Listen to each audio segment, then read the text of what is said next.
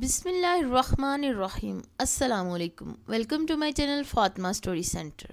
آج سے 15 سال پہلے کی بات ہے کہ ہمارے محلے میں ایک گورکن رہتا تھا جو فوت ہو چکا ہے۔ اس کا نام محمد یوسف تھا۔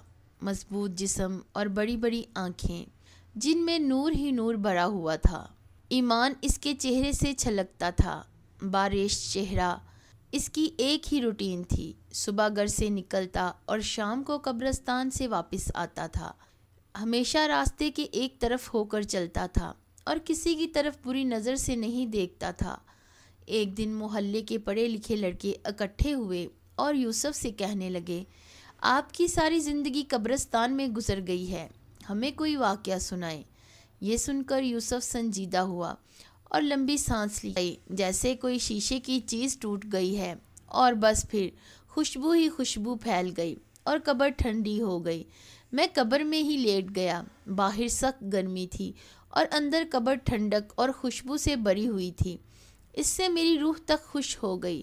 میں حیرانی اور دہشت سے خاموش رہا۔ مغرب کے بعد جنازہ آ گیا۔ عورت کے ورثاء نے اسے دفنا دیا اور چلے گئے، مگر میرے اندر تجسس بھرا ہوا تھا کہ اس عورت کی کون